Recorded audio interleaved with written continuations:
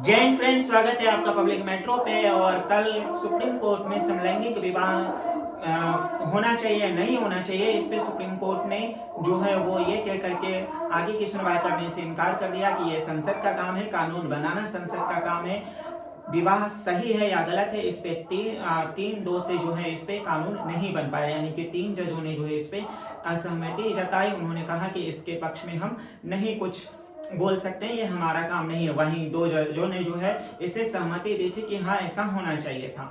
अब ऐसा क्यों किया जजों ने, और क्या है समलैंगिक विवाह, और किन किन देशों में जो है कानूनी अधिकार इस विवाह को मिला हुआ है, हम उस पर बात करेंगे। आप इस वीडियो को पूरा जरूर देखिएगा।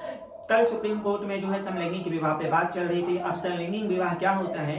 एक ही जेंडर जब एक दूसरे के प्रति अट्रैक्शन होते हैं और वो आपस में शादी करना चाहते हैं, उसे समलैंगिक विवाह कहते हैं। और ये इसे गे मैरिज भी कहते हैं, यानी जब किसी लड़की में लड़के वाले एनर्जी आ जाए और लड़के में लड़के वाले, तो उसी तरीके से जो है उसे गे मैरिज भी कहा जाता है। और कभी कभी समलैंगिक विवाह जो है, अगर वो गे नहीं भी है तो भी अगर किसी लड़के को लड़की के प्रति एनर्जी और लड़की को लड़की के प्रति एनर्जी आ जाए और वो उसके साथ शादी करना चाहे, तो वो उसे समलैंगिक विवाह कहा जाता है। इसमें अभी तक कुल 34 देशों ने सहमति जता दी है, यानी 34 देशों में ये विवाह करना कानूनन अधिकार है वहां के लोगों को। अगर इन 34 देशों में कोई लड़की अगर लड़की से ही शादी करना चाहती है, या कोई लड़का लड़का से ही शादी करना चाहता है, या गे कोई शादी करना चाहते हैं एक दूसरे जेंडर में, तो वो अधिकार है।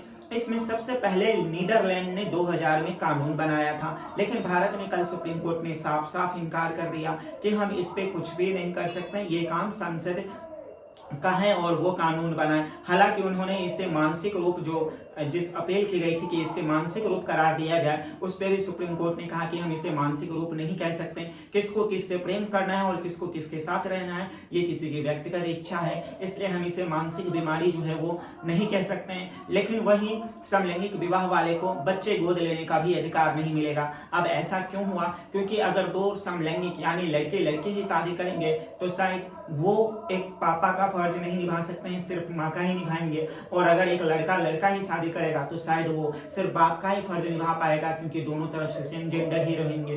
तो इसलिए बच्चे की फिजिकली तरक्की और डेवलपमेंट के लिए जो है, मटेरियल सुविधाओं के लिए जो है, कोर्ट ने ये कहा कि आप, इसलिए मानसिक बीमारी नहीं है, लेकिन आपको शादी करने की हम अधिकार नहीं दे सकते हैं, या फिर हम आपको बच्चे को गोद लेने के अधिकार नहीं दे सकते हैं। ये किसी ट्रांसजेंडर या बाकी किन्नरों के लिए नहीं है, ये बस 2 लैंगिक, अगर कोई लड़के लड़की शादी करती है या लड़का लड़का शादी करती है, उसे ये बच्चे गोद लेने के लिए जो है का अधिकार नहीं दिया गया है। बाकी 3-2 की सहमति थी।